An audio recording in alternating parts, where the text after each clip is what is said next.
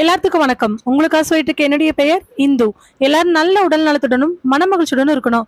வாங்க நம்ம சிந்தனை பெட்டகத்துல கரைபடிந்த வெள்ளை கதையினுடைய 4வது பாகத்தை பார்க்கலாம். நல்ல பட்ட பகல்லையே இருட்டடிச்ச மாதிரி ஒரு சந்து. அது ஒரு வீட்டினுடைய ஆரம்பம்.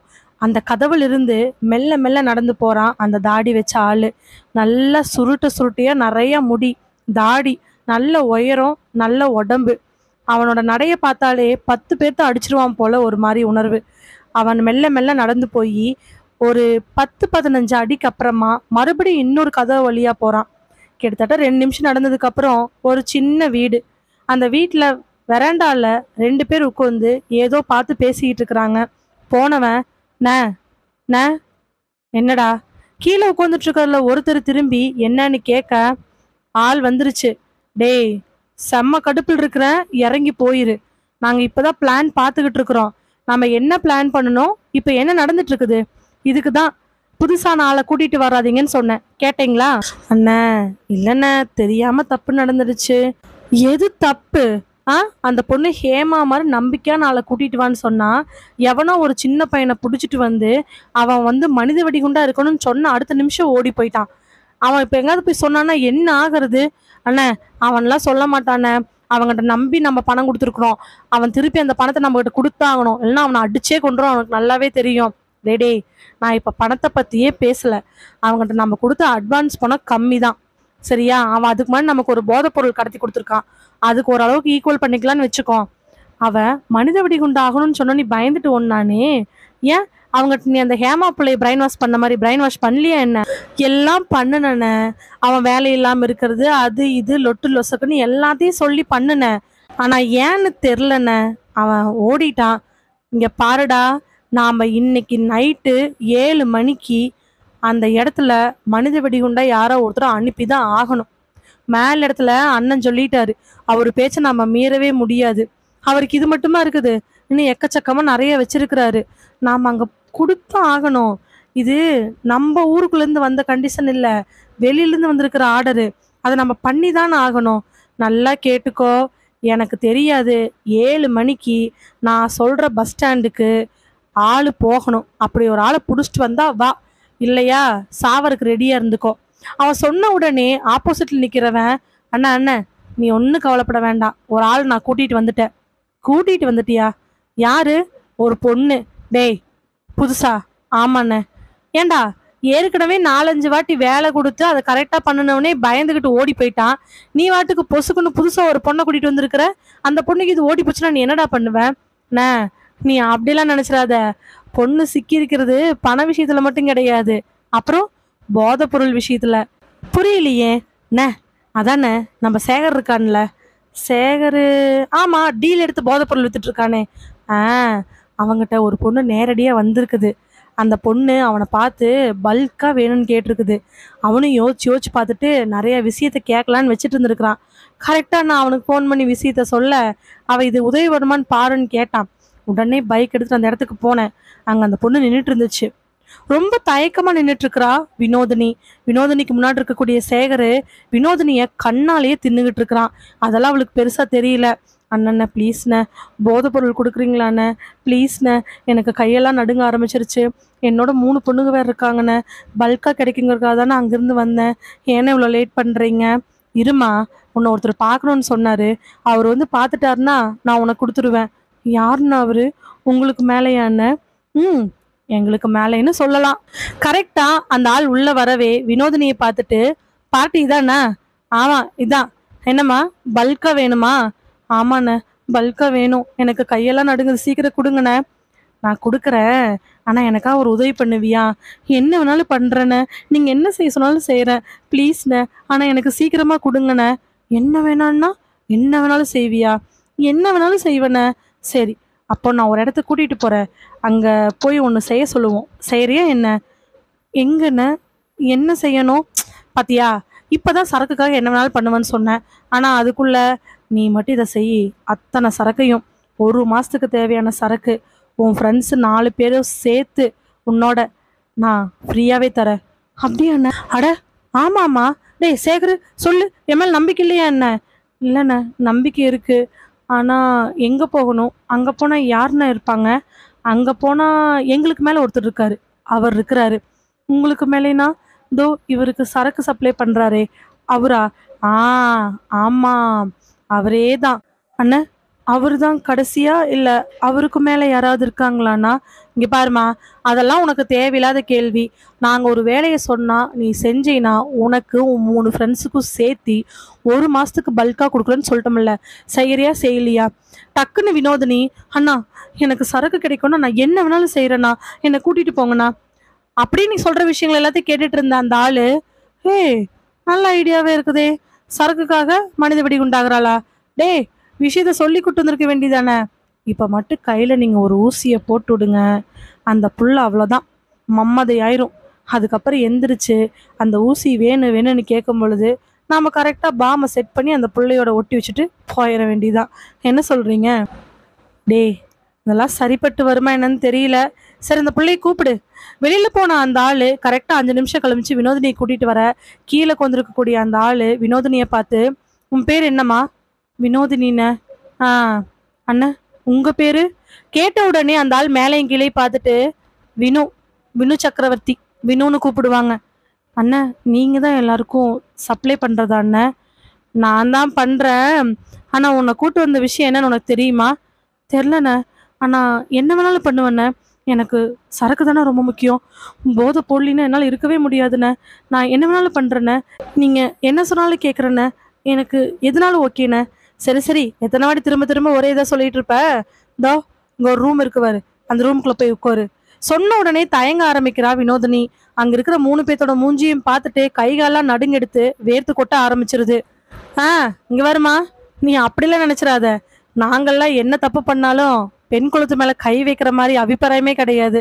தோ இங்க நிக்கிறானே இவன், நானு, எல்லாரும் ரொம்ப ரொம்ப சுத்தமான ஆளு. தாலி கட்டின பொண்டாட்டி வீட்டுல இருக்குது. அதோட தாலிக்கு நாங்க துரோகம் பண்ண மாட்டோம். உன் பெத்த அம்மா அப்பாவுக்கு நாங்க துரோகம் பண்ண மாட்டோம். நாங்க சரக்கு தரோம். ஆனா அதுக்கு பதிலா நீ வேற செய்யணும். போய் அந்த ரூம்ல இரு." "அண்ணா சரிண்ணே. தயங்காம போமா. நாங்க உனக்கு அண்ணன் அண்ணன்னு கூப்பிட்டதுக்கு அப்புறம் எந்த தப்பும் பண்ண மாட்டோம்." சொன்னதுக்கு அப்புறமா வினோதினி மெல்ல மெல்லமா அந்த ரூமுக்குள்ள போய் கதவை சாத்திக்கிட்டு உள்ள உட்கார்றா. லாக்கை போட்டுக்கிட்டு எதுக்கும் சேஃப்டியா இருக்கட்டு உள்ள கோந்து ரூம்ல என்னென்ன இருக்குன்னு அப்படியே சுத்தி பார்க்க ஆரம்பிக்கிறா. கரெக்டா அதே நேரத்துல வினோதினியோட ஃபோன் அடிக்க, அதுல கணேஷ் அப்படிங்கிற நேம் வருது. வேக வேகமா ஃபோன் எடுத்து ஆன் பண்ணி காதுல வைக்கிறா. ரவீந்தருக்கு முன்னாடி நின்றுட்டு இருக்கிறாரு இன்ஸ்பெக்டர் சிவம். சிவத்தை பார்த்த ரவீந்தர், "சிவம், எஸ்பிகிட்ட கேட்டு ஸ்பெஷலாக உங்களை அப்பாயின்மெண்ட் பண்ணியிருக்கேன். உங்களுக்கு கீழே 2 இன்ஸ்பெக்டர், 4 எஸ்ஐஸ் இருக்காங்க. நீங்கள் தான் எப்படியாவது இந்த கேஸை முடிச்சு கொடுக்கணும். நம்மளது இது சாதாரணமாக கொலை, கொள்ளை, கற்பழிப்பு இல்லை ஏதோ ஒரு இடத்துல காணாமல் போன ஒரு விஷயத்த கண்டுபிடிக்கிறது கிடையாது. நம்ம ஊரில் நம்ம டிஸ்ட்ரிக்டில் நடந்துட்டு இருக்கக்கூடிய அங்கங்கே இருக்கக்கூடிய மிக ரொம்ப கொடுமையான கலைகளை நீங்கள் பறிக்க போகிறீங்க. அதுக்கு என்ன ஹெல்ப் வேணாலும் கேளுங்க. எல்லா பக்கத்துலேயுமே செக் போஸ்ட்டை நல்லா ஸ்ட்ராங் பண்ணுங்க. நம்ம ஊரில் நம்ம டிஸ்ட்ரிக்டில் இனிமேல் இந்த தப்பு நடக்கக்கூடாது.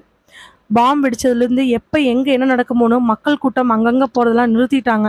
இருந்தாலும் ஸ்கூல்ஸ், காலேஜ், ஹாஸ்பிட்டல்னு எல்லா பக்கத்துலேயும் கூட்டம் இருந்துக்கிட்டே தான் இருக்குது. அதெல்லாம் தவிர்க்க முடியாத கூட்டங்கள்.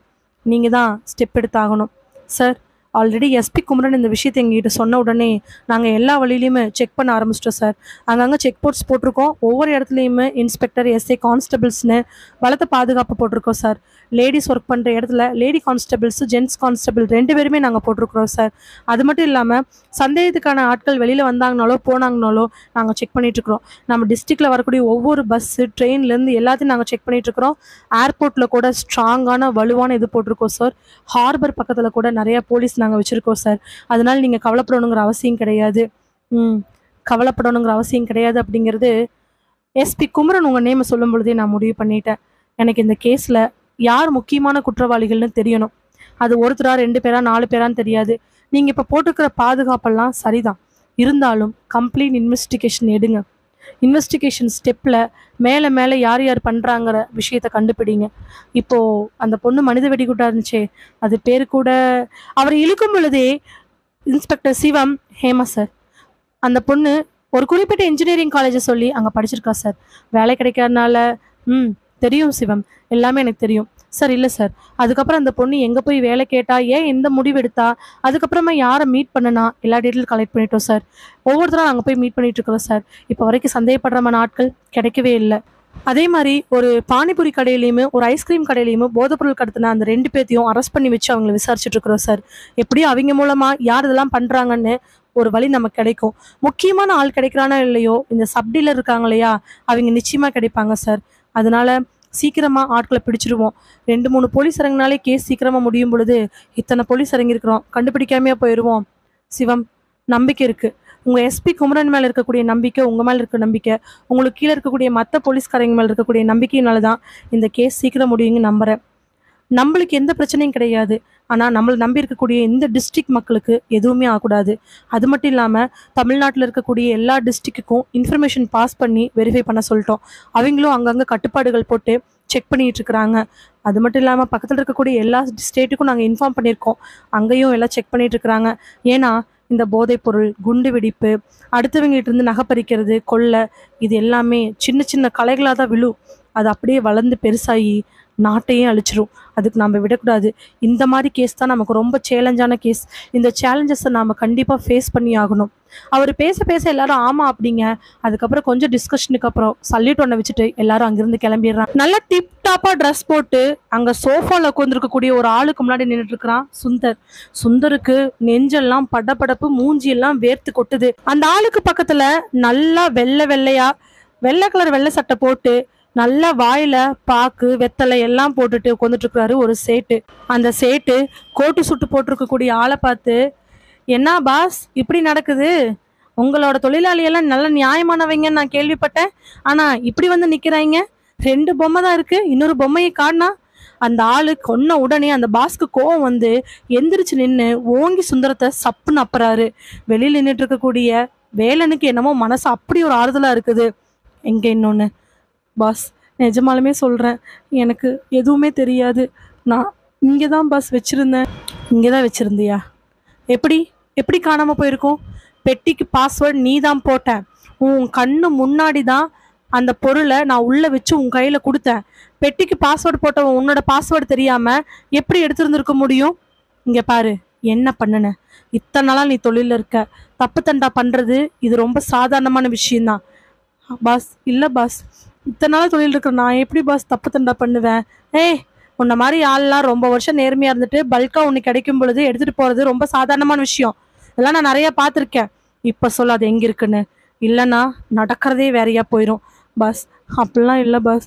நான் இங்கிருந்து எடுத்துட்டு போகும்போது திரும்ப திரும்ப அதே சொல்லாத. சரக்கு வெளியில் எங்கேயும் போகல, உங்ககிட்ட தான் இருக்கு. அதை நம்ம இங்கேயே தான் கைமாற்ற போறோம். வந்து அவங்க பணத்தை கொடுக்கும்பொழுது சரக்கு அவங்க கிட்ட முழுசா கொடுக்கல, பெரிய பிரச்சனை ஆயிடும். இத்தனை வருஷமா நான் பண்ணிட்டு இருக்கிற எல்லாமே வேஸ்டா போயிடும். சொல்லு, எங்க வச்சிருக்க? திரும்ப திரும்ப அந்த ஆள் கேட்க சுந்தருக்கு என்ன பண்றனே தெரியல. நெஞ்செல்லாம் நடுங்க ஆரம்பிக்குது. 1/2 மணி நேரம் கேட்டும் சுந்தர் ஒரே பதில சொல்ல, கடைசியா அந்த ஆள் சுந்தரத்தை பார்த்து, நல்லா காதுல வாங்கிக்கோ, உனக்கு இன்னும் கொஞ்ச நேரம் தான் டைமு. இப்ப இருந்து சாயங்காலம் 7 மணி வரைக்கும் உனக்கு நான் நேரம் தரேன். அந்த 7 மணிக்குள்ள இன்னொரு சரக்கு என் கைக்குள்ள வரல, 3வது பொம்மையை நான் பார்க்கல, நீ தீந்த. இனிமேல் உன் உயிர் உனக்கு இல்லை, நீ நினைச்சுக்கோ. கிளம்பு. பாஸ், அது எங்க போச்சுனே. கிளம்புன்னு சொன்னேன். கத்துல சுந்தர் வெளியில வரான். கண்ணெல்லாம் கலங்கி உடலெல்லாம் நடுங்கி வரான். ஐயோ, என்ன பண்றது? அந்த இன்னொரு பொம்மை எங்க போச்சுன்னு எப்படி கண்டுபிடிக்கிறது? கண்டுபிடிக்காம விட்டுட்டோம்னா இவன் நம்மளை கொன்னே போடுவானே. கம்மனி, இவன் நம்மளை கொல்றதுக்கு முன்னாடி நாமளே சூசைட் பண்ணிட்டாதான் என்ன அப்படிங்கிற எண்ணம் கூட சுந்தருக்கு வந்துகிட்டே தான் இருக்குது. புள்ள குட்டி குழந்தை எதுவுமே ஞாபகம் வரல. பாஸ்கிட்ட மாட்டிக்கிட்டோம்னா சாகடிச்சிருவாருங்கிறது மட்டுமே ஞாபகம் வர தவறான முடிவுக்கு மனசு தயாராக ஆரம்பிக்குது. கணேஷ்னுடைய ஃபோன் அட்டன் பண்ணி காதல வைக்கிறா வினோதினி. சொல்லு கணேஷ், என்ன விஷயம்? எங்க இருக்க? வந்துட்டேன். வந்துட்டியா? ஆள் யாருன்னு பார்த்தியா? பார்த்தேன். ஃபோட்டோ எடுத்தியா? இல்லை. ஏய், ஃபோட்டோ எடுக்க வேண்டியதானே? நான் எப்படி ஃபோட்டோ எடுக்கட்டும்? நான் ஒன்று நினச்சி வந்தேன், இங்கே ஒன்று நடந்துட்டு இருக்குது. என்ன நடக்குது? அங்கே என்ன நடந்துச்சோ அதுலேருந்து கம்ப்ளீட்டாக எல்லாத்தையும் சொல்லி முடிக்கிறா வினோதினி. ஏய், பாத்தியா? அதுதான் நான் பார்த்துக்கிறேன்னு சொன்னேன். நீ பாட்டுக்கு பெரிய விளையாட்டை வந்து இப்படி இப்போ மாட்டிக்கிட்ட. இல்லை கணேஷ், எனக்கு என்ன பண்ணுறதுன்னு தெரியல. ஒருவேளை எல்லாம் கைமீறி போச்சுன்னா நீ போலீஸ்க்கு போய் இன்ஃபார்ம் பண்ணி கூட்டிகிட்டு வந்துடுறியா? வினோதினி, ஏன் வினோதினி இப்படி பண்ணுற? உன் தங்கச்சிக்கு யார் போதை பொருள் கொடுத்துட்ருக்குறாங்கன்னு கண்டுபிடிக்கணுங்கிறதுக்காக நீ தேவையில்லாமல் ஆரம்பிச்சு இப்போ எங்கே வந்து நிற்கிறது தெரியுமா? ஆமாம் கணேஷ், போதை பொருள்னால்தான் என் தங்கச்சி சூசைட் பண்ணிக்கிட்டா. எனக்கு அது மனசு கஷ்டமா இருக்குது. என் தங்கச்சிக்கு யார் இந்த போதைப் பொருளை சப்ளை பண்றாங்கன்னு கண்டுபிடிச்சு போலீஸ்ல ஒப்படைக்கணுங்கிறது என்னுடைய எண்ணம். நான் போலீஸ்ல போய் கேஸ் கொடுத்திருந்தேன்னா அவங்க 10ஓட 15 கேஸா இதை தூக்கி போட்டிருந்திருப்பாங்க. ஆனா இப்போ நானே போதைக்கு அடிமையான மாதிரியும் எனக்கு சரக்கு வேணும் அப்படின்னு சொல்லிட்டு ட்ரை பண்ணிட்டு இருக்கிறேன். அது மூலமா தானே இப்போ இந்த நாள் தெரிஞ்சிச்சு இவன் பேர் வினு, வினு சக்கரவர்த்தி.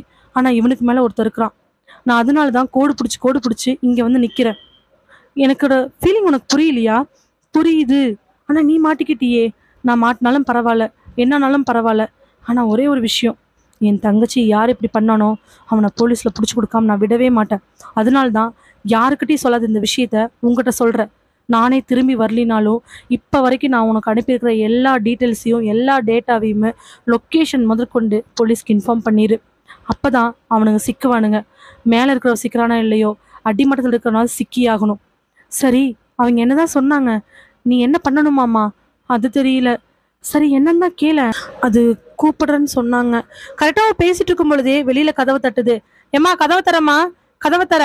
சரி கணேஷ், அவங்க கூப்பிடுறாங்க. வினோதினி போனை கட் பண்ண வேண்டாம். கணேஷ், ஆமா வினோதினி போனை கட் பண்ணாத, அப்படியே பேக்ல வை, நான் என்னன்னு கேட்கணும். சரி, அதுவும் நல்லதுதான். நீ இதெல்லாம் ரெக்கார்ட் பண்ணி வச்சுக்கோ. ஆ சரி. போனை அவளோட பேக்ல போட்டுட்டு மெல்ல கதவை திறக்கிறா. என்னம்மா பண்ண? இல்லைண்ண, ஒரு சேஃப்டிக்காக. சரி சரி வா. எங்கண்ண? நான் சொல்ற இடத்துக்கு வா. அண்ணா, என்னன்னு தெரிஞ்சுக்கலாமா அண்ணா? தெரிஞ்சுக்கலாம், வாமா. இல்லைண்ண. ஸோ கடவுளே, உனக்கு இப்போ ஒரு சரக்கு தரோம், சரியா? அந்த சரக்கை போடு. நீ எந்திரிக்கும் போது எப்படி இருக்குன்னு பாரு. அதே சரக்கு உனக்கு 1 மாசத்துக்கு கொடுத்துட்றோம். அதான் உனக்கு. அப்படியாண்ண? சரிண்ண.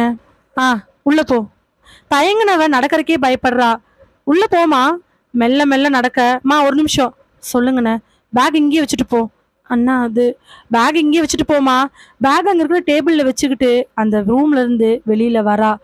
கரெக்டாக வந்து ரூம்ல இருந்து அவங்க சொன்ன ரூமுக்கு போக அதே ரூம்ல நின்றுட்டு இருக்கக்கூடிய அந்த ஆள் பக்கத்துல இன்னொருத்த வரான். என்னப்பா, பிள்ளைகிட்ட உண்மையை சொல்லிட்டீங்களா? சொல்லலாம் சொல்லலாம். வினு அண்ணா சொல்ல வேண்டாங்கிறாரு. கடைசியா 7 மணிக்கு சொல்லிக்கலாம். யோ, சொல்லுங்கய்யா. அடுத்த மனித வெடிகுண்டு நீதான் சொல்லுங்க. அந்த பிள்ளை கரெக்டா பாம உடம்புல கட்டும்போது இது பயப்பட போகுது. அந்த ஆள் சொன்ன அடுத்த நிமிஷம் போன்ல லைன்ல இருக்கக்கூடிய கணேஷுக்கு தூக்கி வாரி போடுது. ஐயோ, வினோதினிக்கு போதை மருந்து போட்டு மயக்கடையை செஞ்சு எந்திரிக்கும் பொழுது அவளை மனித வெடிகுண்டா மாத்துறாங்களான்னு அவனுக்கு அப்பதான் புரியுது. இப்ப நாம என்ன பண்றது, எப்படி இன்ஃபார்ம் பண்றது நினைச்சுக்கிட்டே போன் லைன்ல இருக்கிறான் கணேஷ்.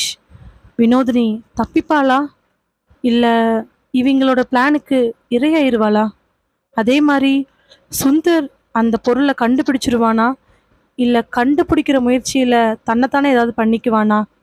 இன்ஸ்பெக்டர் சிவம் தலைமையில் இருக்கக்கூடிய டீம் இதெல்லாம் கண்டுபிடிச்சு இனிமேல் தவறுகள் நடக்காம பண்ணுவாங்க.